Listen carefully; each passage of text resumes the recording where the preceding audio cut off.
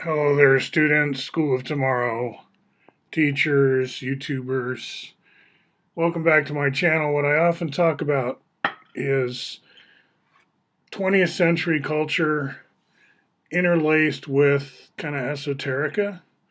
Like Bucky Fuller's a superstar here, but not all by himself. He wouldn't mean anything if it wasn't for his relationships with all these other people and ideas both, right? We study his life not just because we think he's a great guy, which some of us may not actually, but we still learn a lot. Like Kenneth Nelson, the sculpture I'm holding, we'll call it a sculpture, it's called a tensegrity. It was given to me shortly after 9/11, meaning in 2001, by my friend Kenneth Nelson. And he had a rivalrous relationship with Bucky, and we talk about that in this channel. Like, I've been doing thousands of hours here, so we've covered a lot of this. But we always spiral back through some of the similar stuff. And 9/11 is the theme. I'm making this on 9/12, September 12th, 2021. And I'm going to approach the topic of 9/11. Let me get my Facebook going too, through like mainly two or three stories. The first one, let's start with Ed Applewhite. So I just came across, again, it was very serendipitous on 9/11. I'm just, doing some follow up research, and I finally come across something filmed way back in January 2002. So, like 20 years ago. And this is at Applewhite. So remember, January 2002 is going to be just a few months after the 9/11 attack. And the Fuller Institute is giving Bucky's papers. Remember, Bucky dies in 83, and the disposition of all of his papers has been the next chapter after he dies. Obviously, that's a topic that usually comes up. And a lot of it went to Stanford. So that's why here we are at Stanford Libraries, and there's Ed Applewhite, and this is an interview that lasts for a little over an hour, I think. It has some question and answers. It's a useful interview, right? And I just want to go to his 9/11 part. For one, remember, it's just a few months after. He's going into Q&A, and he's not expecting maybe anyone is going to ask him about 9/11. Like maybe that's impolitic or impolite or who knows, right? So he's going to bring it up himself at 45 minutes and 30 seconds. So let's see if we can get there and just listen to that. Can I turn on the system audio here? I'm going to pause this recording so we have system audio.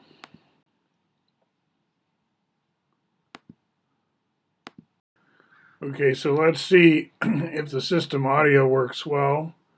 And we can just listen to this one passage by Ed, who has come prepared to talk about 9/11.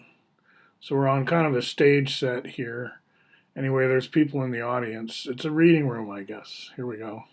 The adjective fractured. I was curious why that adjective is one that seemed to you I don't know. You're not sure. Before the questions, I'd like to answer a question that you're probably not going to ask. And that is, tell me about Buckminster Fuller and the tragedy at the World Trade Center on the 11th of September. Well, I'm prepared to do that. And once, about 20 years ago, shortly after the World Trade Center opened, my wife and I went up to the top of one of the towers, and we had there carved in the wall on one of the top floors was a passage of Fuller that I've never been able to track down the source of. So I copied it down. And it's a citation of New York, at the New York World Trade Center, a Dymaxion future. This is short.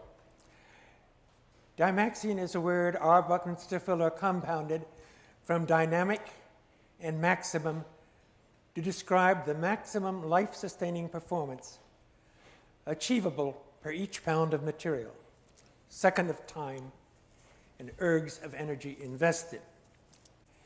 His now familiar geodesic dome encloses vast spaces with minimum materials, and he envisions whole cities covered by weather-controlling domes. In recent years, he has taught people how the Earth is designed to effectively support them. He found that the winds, tides, water, and sun can provide all our daily energy needs, but that the real threats to human survival are continuing ignorance, indifference, and greed.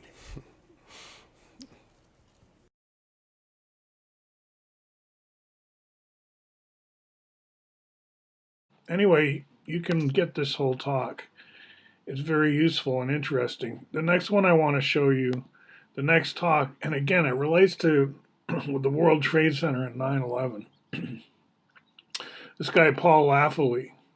So he's a pretty interesting visual artist. He starts out wanting to be an architect, and I've been reading his bio, and I found this very excellent article, and I'm going to show it to you here and put a link in the description. From Speculative Arts Research, issue 2, back in January 15th. The article here, the first one, there's several articles, is by Samuel, okay, I'm going to mess this up, Stoeltje, sorry about that, on Paul Laffoley. And it's an excellent article. I'm not going to just show it well. It seems to be free to pull up, so I really encourage you to do so. And what it's all about is dimensionality. So the date here again is recent, and it doesn't mention Bucky Fuller, but clearly we are in overlapping trajectories because I'm talking about Flatland all the time by Edwin Abbott, and I learned some new information. This guy really digs deep into the dimension concept, and yet without mentioning synergetics, which I find kind of remarkable. But he does talk about Linda Dalrymple Henderson, who's written that whole book on Paul Laffoley and dimensionality. Remember, she's the one who writes fourth dimension and non-Euclidean geometry in modern art. Now, how does this relate to the World Trade Center? Obviously, well, I don't say obviously. Let's go back to Portland here. This is an ESO zone. There's Paul Laffoley talking to some of his fans. There's a picture here somewhere of Trevor sitting down with the guy. It's not one of my pictures, though. Let's see if I can find it quickly. So Paul Laffoley is very sought after later in life for his gorgeous art, which I'm sort of grabbing some screenshots here through Flickr. And let's see, if I type in ESO as well, then maybe I'll show a picture of Trevor if I can find one. Or you can try. Go ahead and try searching Flickr for some of this esoteric stuff. Anyway, how this connects to 9/11 is that Laffoley used to go around, oh, I got to share that one. That's Patrick holding up C60 some years ago. Fond memory that was. That was a great time. That was even before Lattice Gallery in December of 2019. Okay, but going to my profile and scrolling back to 9/11.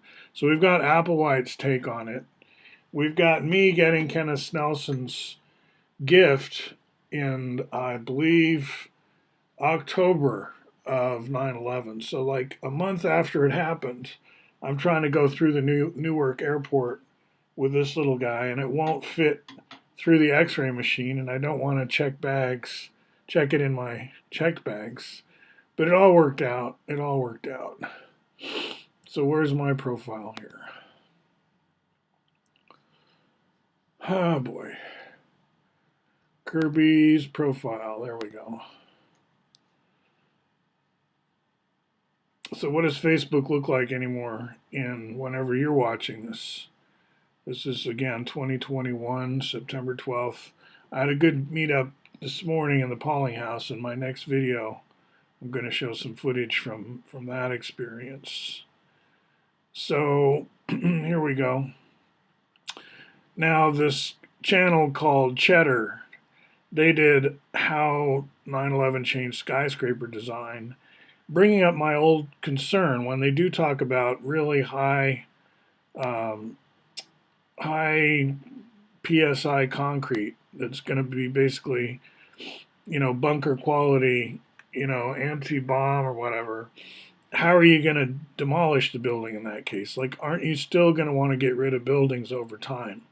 Is it responsible at all to build skyscrapers of this size with no thought as to how they're going to come down safely without destroying all the surroundings, right? I think demolition has to be built into the concept of any building, really. People don't think of the future and they burden coming generations with that problem. So Yamasaki, he's the architect, and I think you'll find some very interesting articles if you search on the history of Yamasaki and his way of paying tribute to, let's call it Moorish architecture, or we could call it Arab architecture. The visual motif of the World Trade Center was very illusory, with an A, meaning it made allusions to like Saudi Arabian themes, you could say.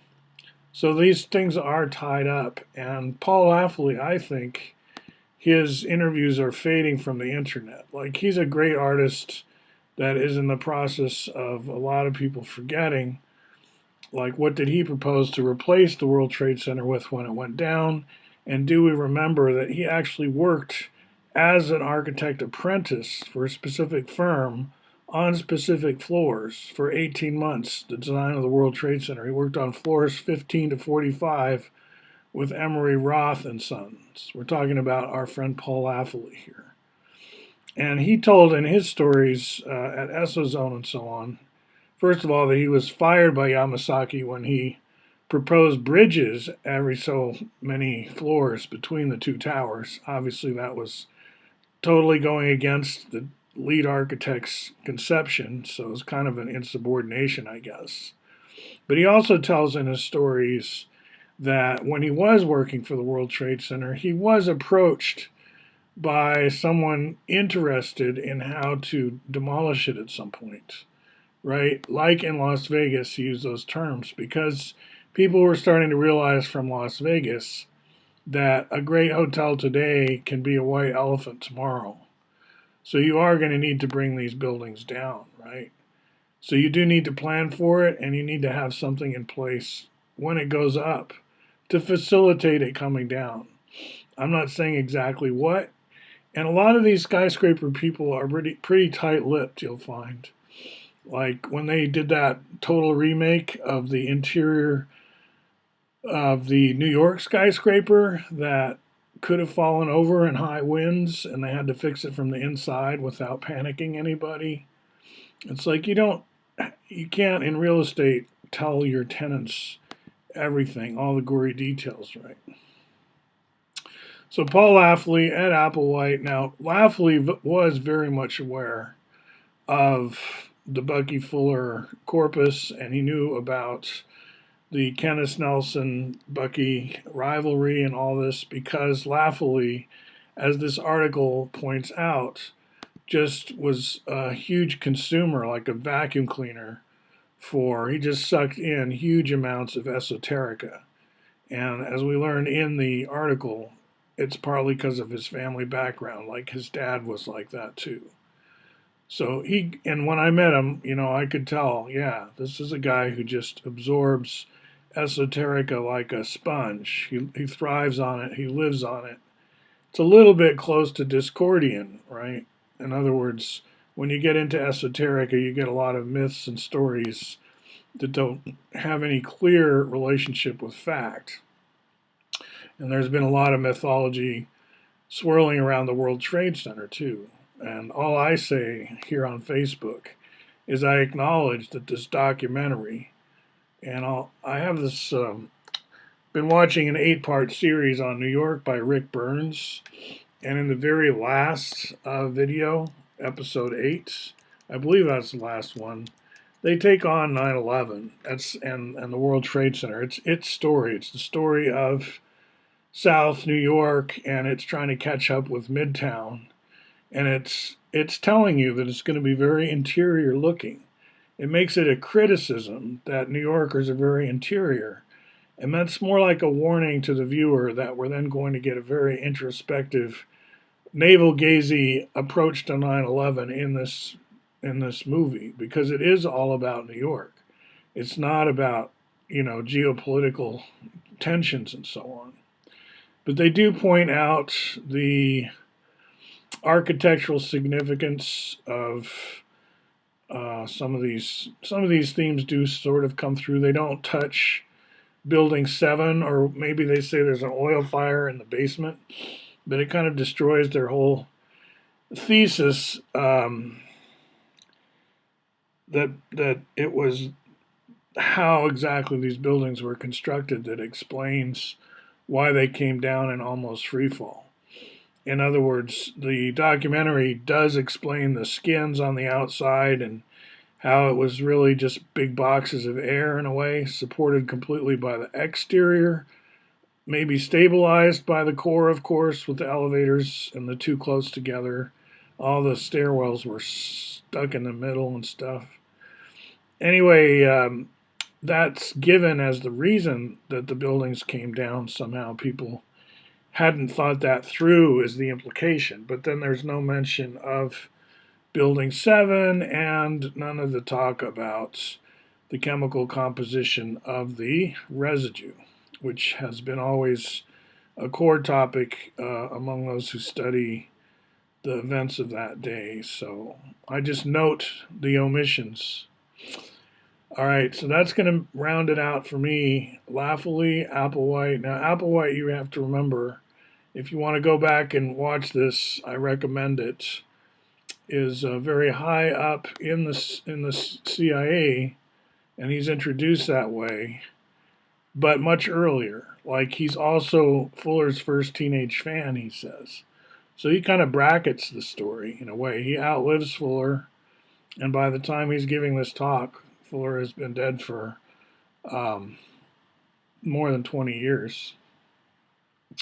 And I'm still in touch with him.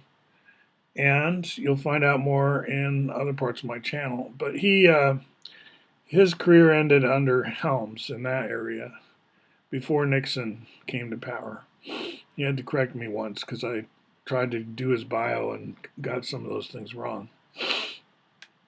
And they talk about cosmic fishing quite a bit here in this video as well. So I highly recommend it, and I'm going to put a link, and also the Laffoley article, I'm going to put a link. In the middle of depression, and he wanted out, almost been on suicide in the middle of Lake Michigan, and he had this real epiphany. And when he came back from it, he was silent for the better part of more than a year. Now, Applewhite goes on and talks about myth making at this point. So he agrees with what we're talking about on Trim Tab Book Club, that Fuller would summarize and synopsize his own life to make it easily memorable and to have it contain sort of lessons, right? Like, he's trying to be everyman or archetypal, you could say. He sees no point in taking up all our time with his life story unless he can make it archetypal, I think, is Fuller's approach. Also, funny remarks about Tetrascroll in this talk. We'll get back to it, and next time, more from the Linus Pauling House. We'll see you later.